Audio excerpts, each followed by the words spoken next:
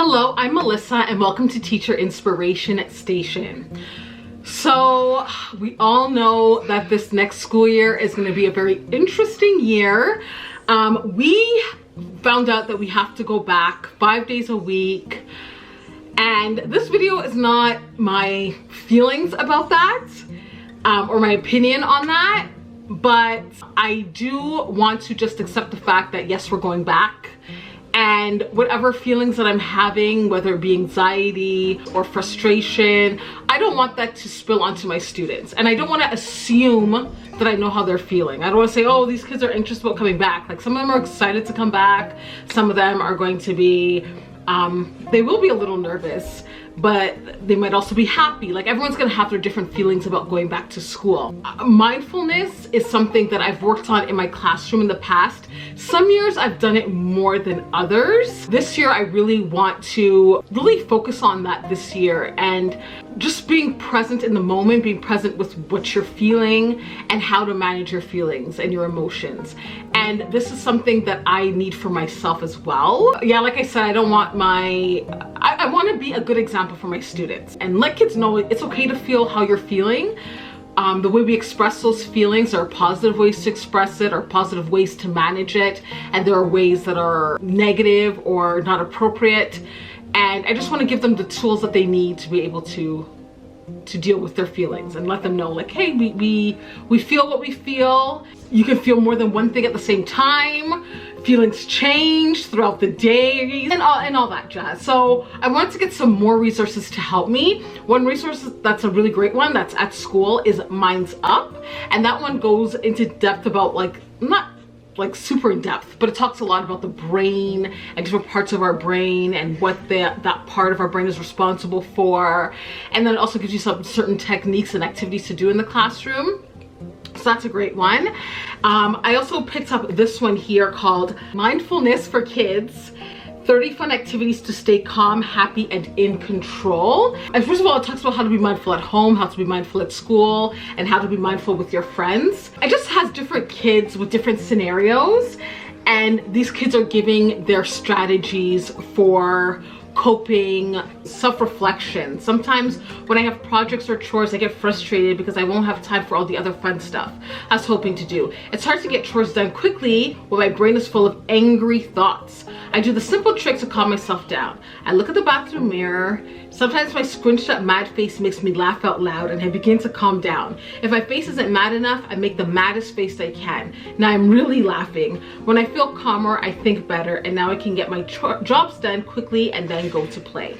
So even some of the activities in here I can share with kids. It can help me figure out different lesson plans and things like that. So I just thought this was a great book. Yeah.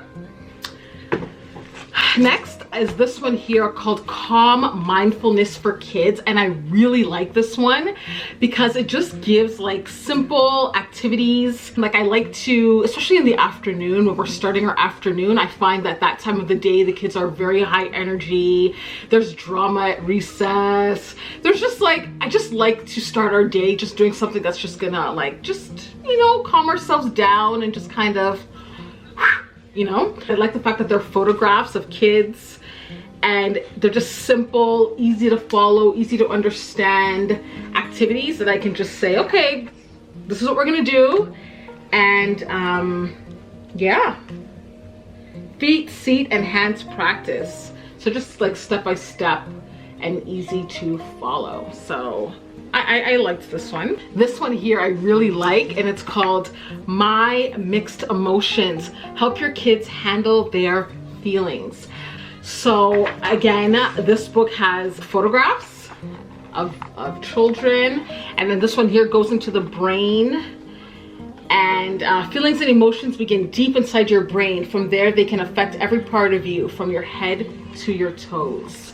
And then it talks about what a feeling is. All emotions, including anger, fear, and sadness, are important. They are natural and make you who you are. So go ahead, show your feelings. Anger helps us stand up and defend ourselves. Fear might tell us when it's time to run away. Happiness makes us social and energetic. Disgust tells us to spit out poisonous berries. So it just said without emotions, humans would be like robots, right? So I like that. And it talks about happiness and the different chemicals that are released in your brain when you feel happy. And yeah, it's really, I don't know, I just thought this was a sweet book. So I grabbed that, and I thought that this would be helpful and beneficial to use in my classroom and also at home. It's a book for everyone, really. So I like that. This is a book that was in my cart for a while, but I never checked it out. But I was at the bookstore and I saw it and I said, you know what, I'm gonna get this book. It's called All About Feelings. And Adrian, can you please turn that down? Thank you. And then it talks about everyone has feelings. How do you think these children are feeling? Can you match the words and faces? So that's a neat activity. And it talks about changing feelings. Feelings can change through the day, so you don't always have to get stuck with a feeling you don't like.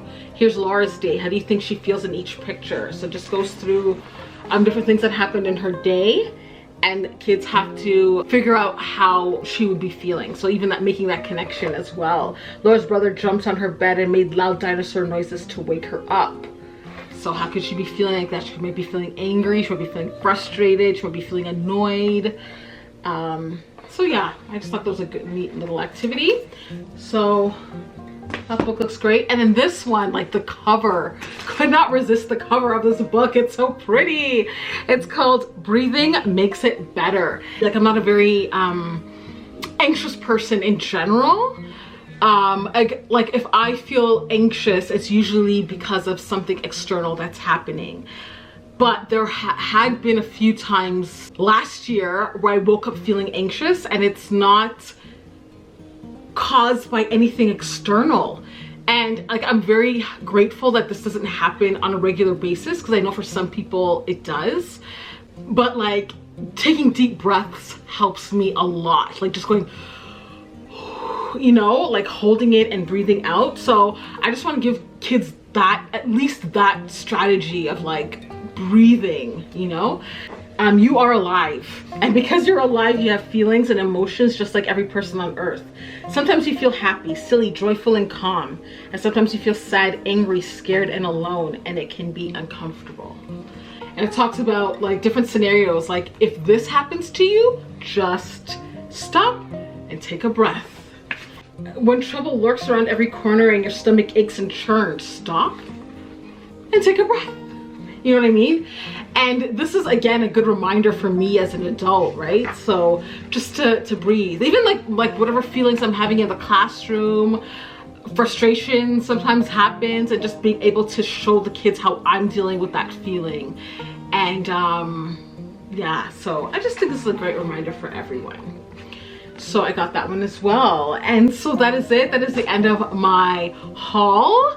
I really hope you enjoyed it, and hopefully some of these books will help you in your classroom to help everyone's mental health, stress, well-being, and all that good stuff. So thank you so much for watching. If you liked my video, thumb it up. Subscribe to my channel if you haven't already done so, and I'll see you all in my next video. Bye.